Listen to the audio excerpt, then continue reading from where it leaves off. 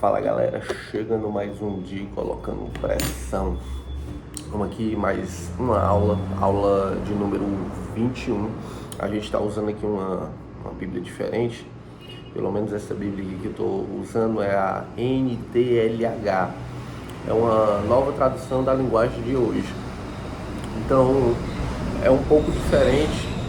Vocês vão encontrar algumas coisas que talvez até não são fidedignas ao que de fato foi escrito, mas é porque eles usam palavras bem parecidas para poder contextualizar, para poder trazer mais próximo daí do que a gente vive. É interessante que a gente vem colocando, a gente sempre diz assim, a gente vai colocando pressão, mas tem dias que o nosso corpo ele quer nos sabotar. Ontem, por exemplo, ontem foi um dia que eu não precisava ter ido dar aula à noite, porque já havia outro professor, e aí eu fiquei com aquela guerra na cabeça de, não, mas já tem um cara lá, eu vou ficar por aqui. Aí não, o outro lado dizendo assim, não, precisa ir, tem que se movimentar, hoje você não fez nada e você também precisa dar aula, você precisa conversar com o pessoal. Aí o outro lado pega e diz, não, mas ficar em casa, já passou o dia trabalhando, vai descansar, aproveita tua folga, tu tá de férias. Aí o outro lado pega e fala assim, não, cara, você tem que colocar pressão. A pressão é colocada todo dia, você precisa se movimentar, você precisa fazer, você precisa crer, você precisa... E aí você fica naquela guerra. E ao final, a gente foi lá dar aula, foi tudo massa. E aqui, ó, deixa eu mostrar pra vocês quem tá aqui. Vem cá, cara. Ó, olha aqui. Quem apareceu, olha quem apareceu, olha quem apareceu. Vai assistir essa aula. Não escorrega não. Olha quem apareceu para assistir essa aula também. Tava com sono, acordou cedo para poder assistir a aula. Não foi? Foi, né? Então pronto. A gente vai colocar pressão. Vamos iniciar nossa aula 21.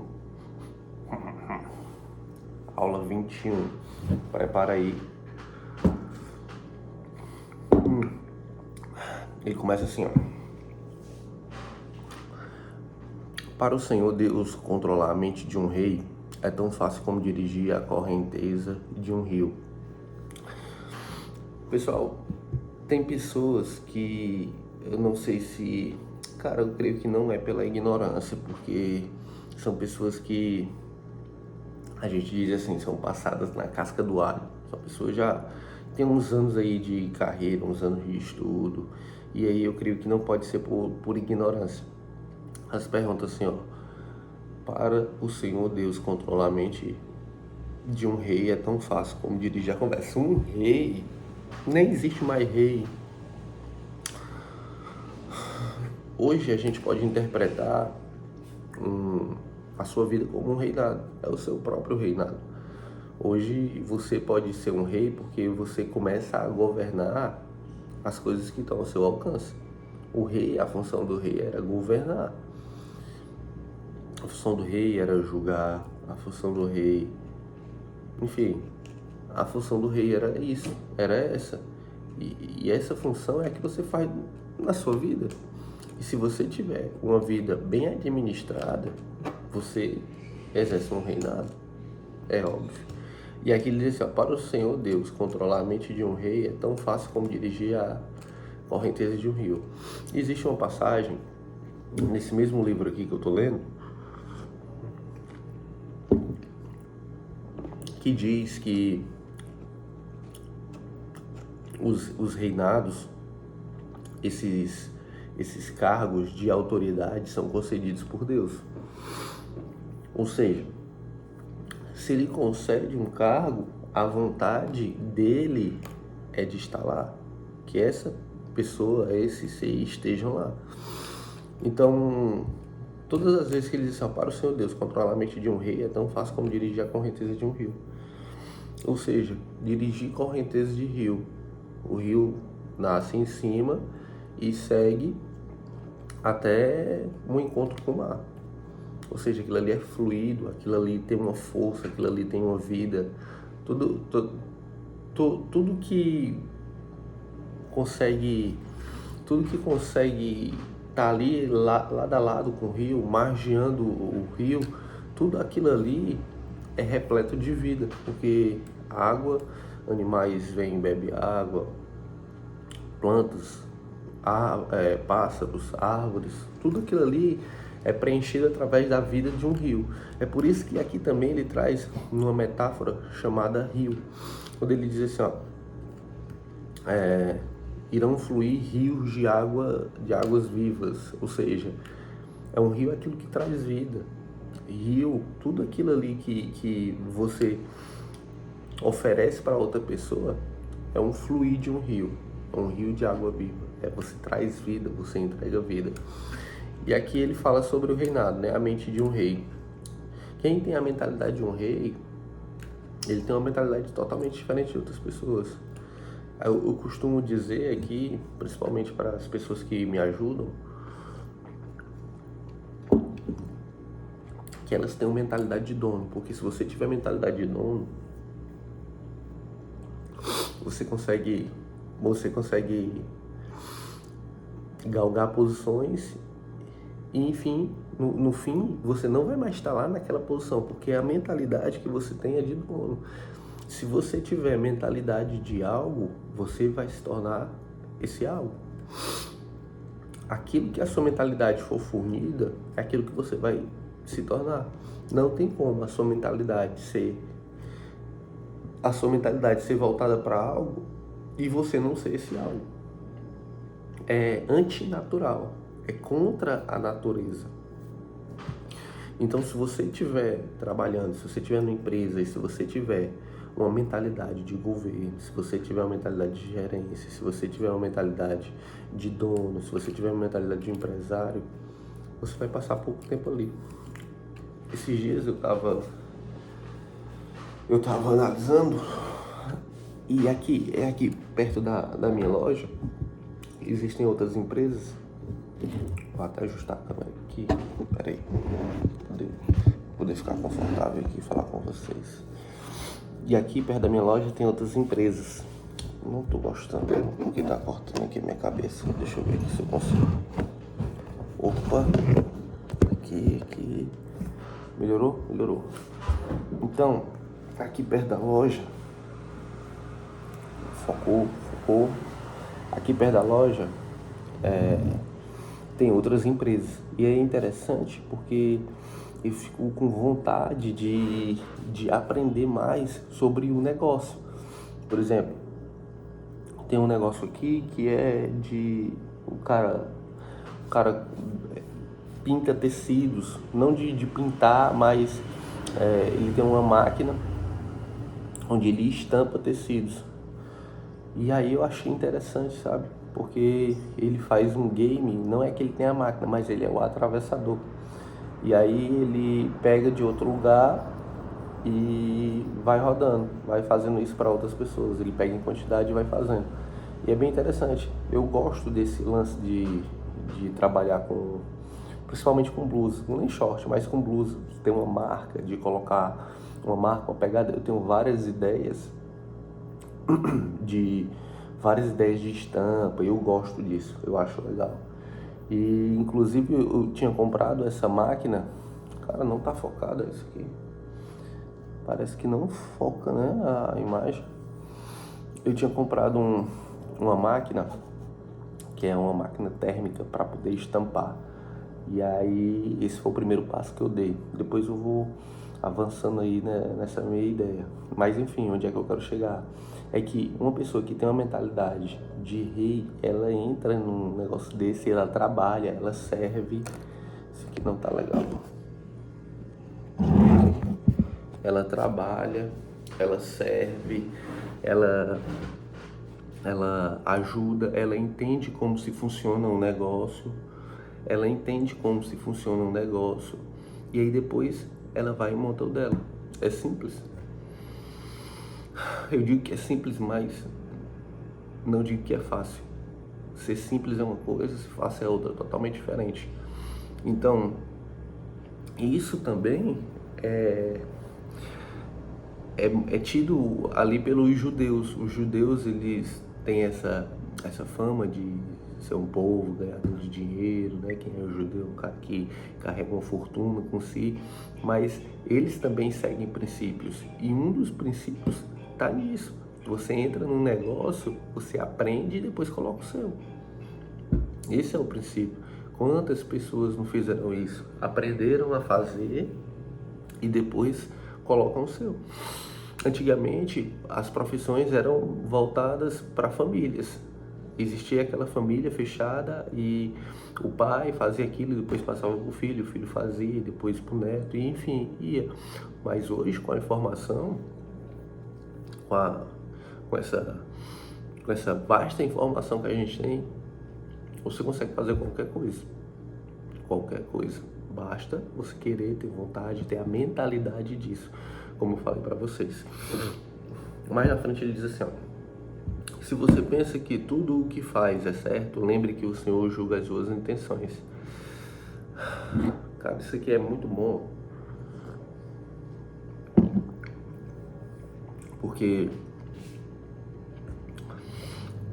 às vezes a gente começa a pensar que a gente sabe de tudo. A gente pensa que conhece de tudo.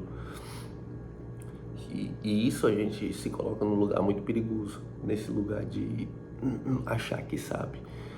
E principalmente quando a gente tem menos idade, a gente vai achando que a gente tem um conhecimento, a gente detém o conhecimento. É normal de um adolescente, é normal de uma pessoa que ainda não superou essa fase.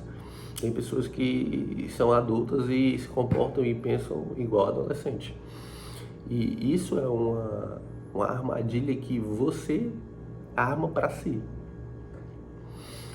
Todas as vezes eu penso pelo outro lado. Vou dar um exemplo aqui. Quando Deus fala, nesse mesmo livro, ele diz assim, ó: o segredo de Deus está em cobrir as coisas e o segredo do homem está em descobri-las. E a gente vai começando a descobrir coisas. E todas as vezes que você pensa que sabe algo, todas as vezes que você pensa que compreende algo, a própria natureza faz com que você veja que você está errado. A própria natureza faz com que uma coisa muito esdrúxula, muito boba, mostre que você está errado. É como se você estivesse afirmando algo e chegasse um mendigo e dissesse assim, não é assim não, um mendigo, um cara da rua, que não tem ensino, que não tem estudo. Aí o cara vai e confronta você, o cara todo poderoso que acha que sabe. É tipo assim, entende? Então, quando você pensa em ter certeza de algo, aí vem alguma coisa muito absurda e destrói todo esse conhecimento que você acha que você tinha. É mais ou menos isso. Então, hoje eu costumo observar mais e procurar entender mais e ver possibilidades. Quando você começa a ver possibilidades, você começa a ver possibilidades, você começa a se cercar mais você começa a se proteger mais quando você começa a ver possibilidades daquilo que pode acontecer. É igual a história dizendo que toda empresa precisa ter aquele cara negativo. Na verdade, todo mundo precisa ter em volta de si um cara negativo, porque esse cara negativo não é que ele atrai coisa negativa, mas ele vai pontuar algo que você não viu. Tipo, cara, isso aí ou isso aí vai dar errado por isso. Ou seja, talvez você não tinha pensado nisso, mas o cara negativo, ele te deu uma possibilidade de algo dar errado. E aí você pega essa possibilidade, é verdade. Então vamos corrigir aqui, vamos corrigir a rota. Entende? Então é interessante que você ou a sua empresa, enfim, seja cercado de pessoas que pensem de uma forma diferente de você. Porque se elas pensarem de uma forma diferente de você, você pode se resguardar e não se precipitar em tomar uma determinada atitude, em tomar uma determinada ação. Isso é interessante. Aqui contém sabedoria. Dava o cara botar assim no vídeo, uma observação aqui contém sabedoria. E aí todas as vezes passava um negócio assim, importante, aqui contém sabedoria. Faça o que é direito e justo, pois isso agrada mais a Deus do que lhe oferece sacrifícios. Os maus são dominados pelo orgulho e pela vaidade, e isso é pecado. Aí vocês sabem que quando ele fala isso, o orgulho e a vaidade. Na verdade, a destruição de tudo veio através do orgulho e da vaidade. A gente pode pontuar que Adão saiu do paraíso por conta do orgulho e da vaidade. A gente pode pontuar que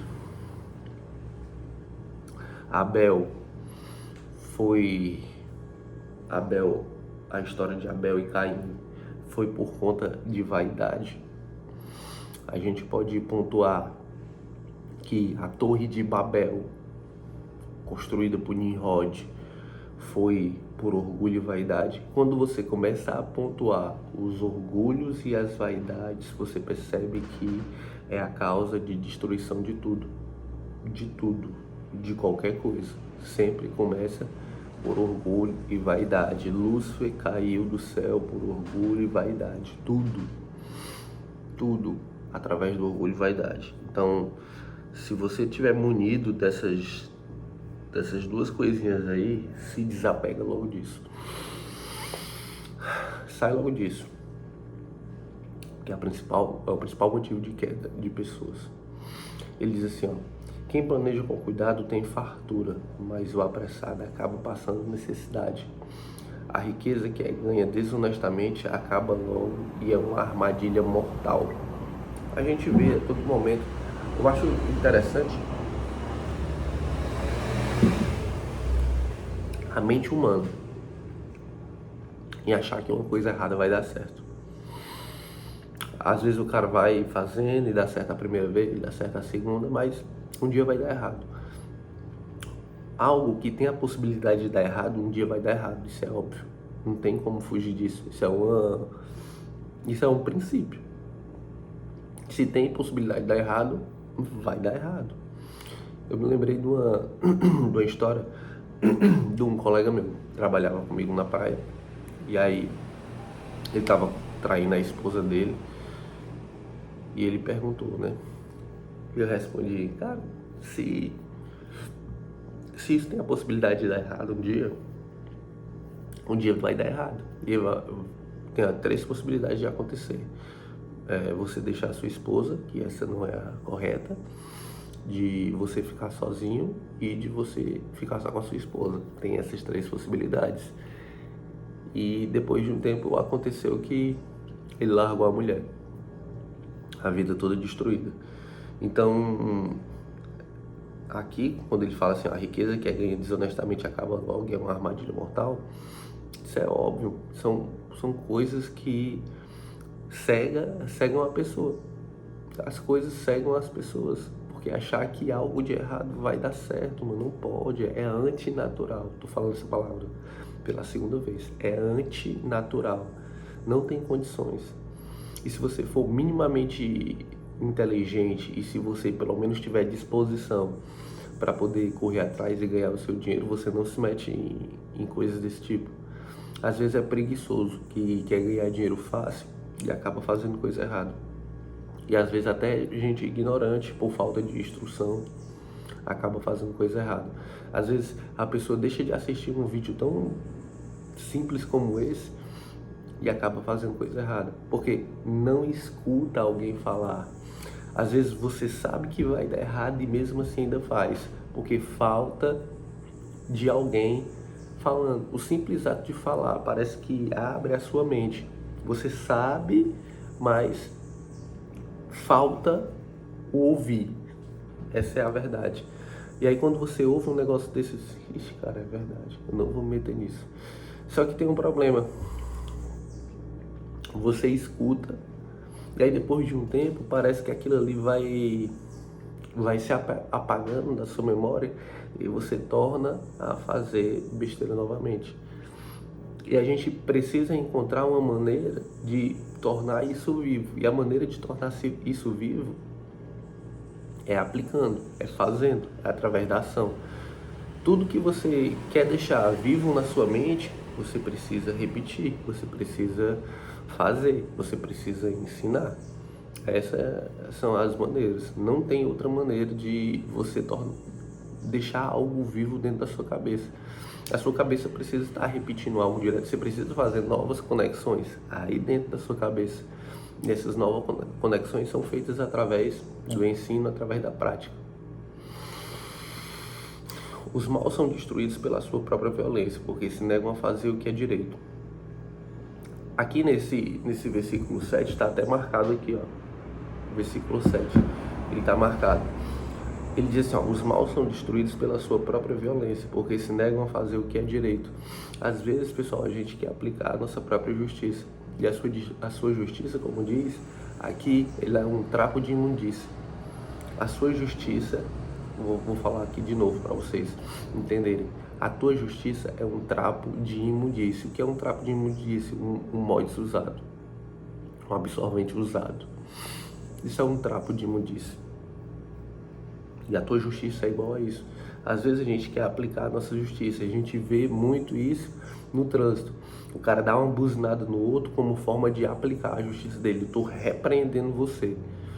Isso aqui é a minha forma de repreensão. Ou seja, eu estou te educando. Eu estou te punindo. Eu estou te punindo porque tu fez algo de errado. Você está aplicando a sua justiça nisso. Às vezes a gente quer punir as pessoas para aplicar a própria justiça. Agora sim, existe diferença entre punição e disciplina. Você pode disciplinar. Se alguém fez errado, seu filho fez algo errado, aí você disciplina. Agora você punir, a punição já é totalmente diferente. Aí você está aplicando a sua própria justiça. E todas as vezes que você aplica a sua justiça, você julga, você está se aproximando mais do trapo de imundícia. É bem interessante você entender isso. Às vezes a pessoa te faz algo e aí você quer dar o feedback desse algo, punindo a outra pessoa. E aí toda vez que você pune outra pessoa, você se mete mais no trapo de imundícia. Depois que eu entendi isso aqui, a gente começa a relevar determinadas coisas. E aí você entrega para o verdadeiro juiz. Ele é que toma de conta. Ele é que toma de conta. E como diz aqui, ó, os maus são destruídos pela sua própria violência, porque se negam a fazer o que é direito. Ou seja, a própria violência deles, o próprio ato deles vão destruí-los paulatinamente. Aos poucos vão sendo destruídos. O culpado segue caminhos errados, mas o inocente faz o que é direito. É melhor morar no fundo do quintal do que dentro de uma casa com uma mulher briguenta. Cara, isso aqui é interessante, né? Porque isso aqui fala de tudo. E aí você percebe que são assuntos diversos, um assunto ali, outro aqui, outro aqui, outro ali. E aí acaba caindo num negócio desse. É melhor morar no fundo do quintal do que dentro de uma casa com uma mulher briguenta. Cara, eu vim entender os problemas de um casamento depois que você tá dentro. Não tem como tu entender um problema de um casamento fora.